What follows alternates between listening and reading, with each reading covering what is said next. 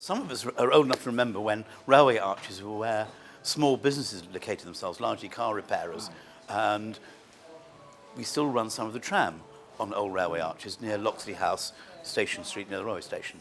And the City Council's got £25,000 for a study to see how they can bring the arches back into some sort of economic use.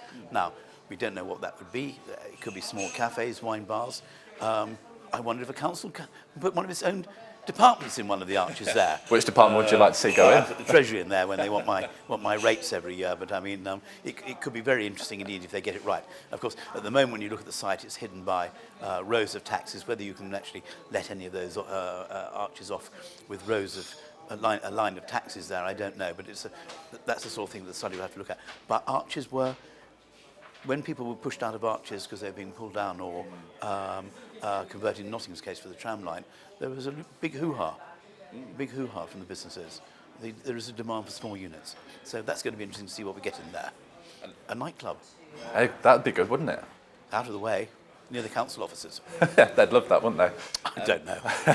And next up, there's the potential for some investment happening at the top of Canning Circus. Yes, you may remember there used to be a cafe, a restaurant at the top of Derby Road and Woollerton Street called Ben Bowers, and that building's been empty for a while.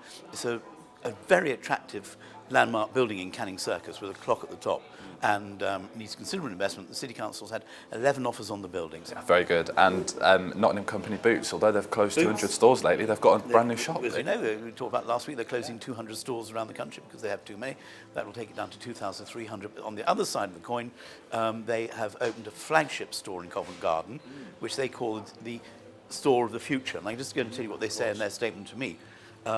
It's got a beauty hall, home of Boots' biggest ever wellness range, including 32 new brands and a new look pharmacy with express pickup lanes, extra advice and consultation spaces, and a warmer and friendlier waiting area. How about that? That sounds good. So now, next trip to Covent Garden, you know where to go to after Paul Smith.